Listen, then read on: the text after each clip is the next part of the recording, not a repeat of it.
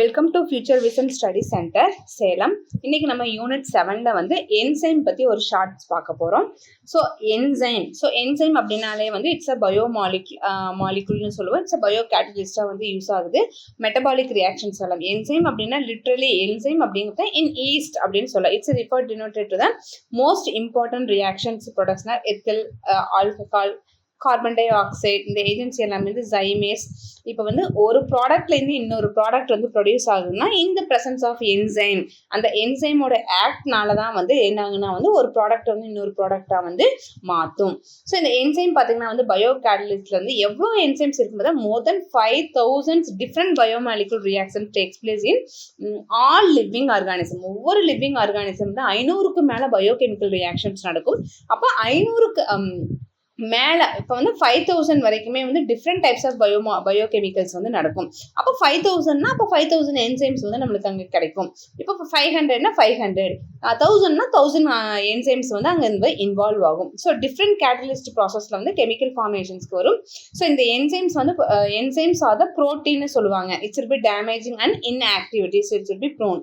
So enzymes வந்து highly specific and it's will be usually as a substrate. அதாவது ஒவ்வொரு specific ரியாக்ஷன்ஸ்க்குமே வந்து ஒரு ஸ்பெசிஃபிக் சப்ஸ்டாட்டாக வந்து இருக்கிறதா வந்து என்சைம். ஸோ இந்த என்சைம் பார்த்தீங்கன்னா வந்து 2 டைப்ஸ் ஆஃப் என்சைம்ஸ் இருக்குது. இன்ட்ரா செல்லுலார் என்சைம் ஒன்று, எக்ஸ்ட்ரா செல்லுலார் என்சைம்ஸ் ஒன்று. ஸோ இன்ட்ரா செல்லுலார் என்சைம்ஸ் அப்படின்னா என்னன்னா இன்சைடு உள்ளுக்குள்ளே இருக்கக்கூடியது என்சைம் வந்து it will be acting within a செல்லுக்குள்ளே ஆக்ட் ஆகிறதுக்கு பேர் தான் வந்து intracellular enzyme or endoenzymes அப்படின்னு சொல்கிறாங்க.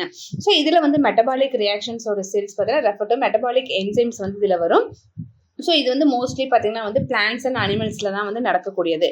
So some of the intracellular enzymes வந்து it's will be moving to the digestion during the cell death ஆனால் டைஜஷன் ப்ராசஸ்லையும் வரும். அதே மாதிரி இந்த மோனோமர்ஸாகவும் வந்து இந்த இன்ட்ராசெல்லுலார் என்சைம்ஸ் வந்து லார்ஜ் பாலிமர்ஸை வந்து ஸ்மாலர் செயின்ஸ் அந்த மோனோமர்ஸாக பிரேக் டவுன் பண்ணுறதுமே வந்து இந்த என்சைம்ஸோட மெயின் ரோலாக இருக்கும். இது எல்லாமே வந்து இன்ட்ராசெல்லுலார் என்சைம். இதே வந்து எக்ஸ்ட்ரா செல்லுலார் என்சைம் அப்படின்னு பார்த்தீங்கன்னா எக்ஸ்ட்ரா அப்படின்னு பார்த்தோம்னா it's liberated by the living cells and catalyzed using the reaction with the outside of the cell. outside of the cell na exo enzyme அப்படின்னு சொல்லலாம். ஸோ exo enzyme பார்த்தீங்கன்னா வந்து it's acts chiefly for the digestive enzyme. It's a breakdown the macro molecules வந்து பெரிய molecules வந்து simple polymers-ஆ வந்து convert பண்ணுறதா இது மெயின் ஒர்க்.